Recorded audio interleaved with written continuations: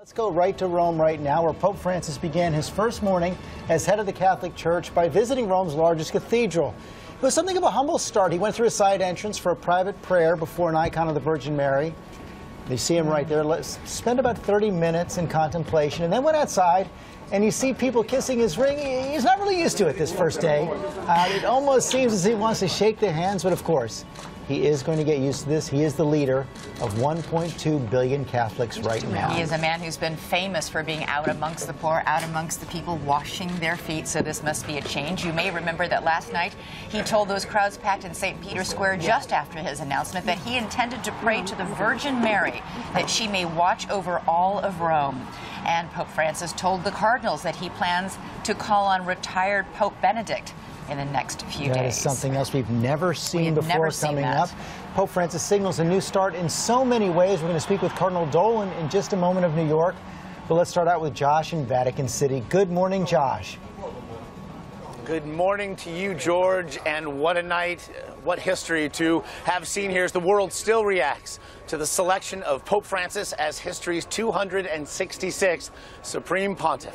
Actually, check out this headline from an Italian newspaper, La sorpresa di Francesco, the surprise of Francis. However, judging by the reaction from the 100,000 plus people massed here in the square behind me last night, it was a surprise met by euphoria as the church enters a new era now with a new man to lead it.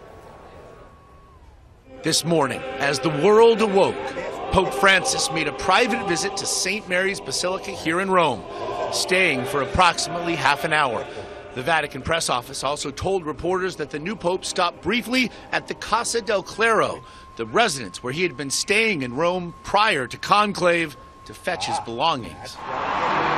Of course, his new home, the Vatican, where last night, just after 7 o'clock local time, with a plume of white smoke shot into the cold, damp night sky and the tolling of bells, the 100,000 plus faithful waiting in St. Peter's Square erupted. Habemus Papam. And after another hour of frenzied anticipation, Cardinal Jorge Bergoglio emerged, introduced as Pope Francis, and bowed to his people. Francis is the first Jesuit pope and the first pontiff hailing from Latin America, home to some 40% of the world's Catholics.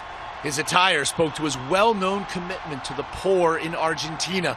He wore a simple wooden cross and eschewed the scarlet mozzetta past popes have traditionally worn over their white wool robes. And in his first address to his new congregation, Francis acknowledged his far-flung roots. The duty of the conclave was to give a bishop to Rome.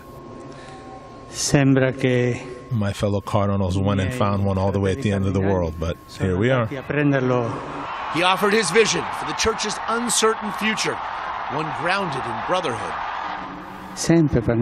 Let's pray always for each other. Let's pray for the whole world. May there be a great brotherhood.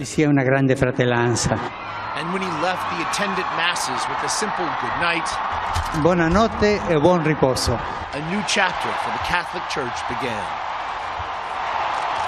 He's actually a shy and humble man who later asked the crowd to pray for him. And so Pope Francis begins this new chapter, and he's off to a very busy start. Later today, he will celebrate Mass with the cardinal electors in the Sistine Chapel, where he was asked to accept the role as Pope. And then in 5 days' time, on Tuesday morning, his official inaugural Mass at St. Peter's Basilica just behind me will take place. So obviously a busy next few days for the new Holy Father.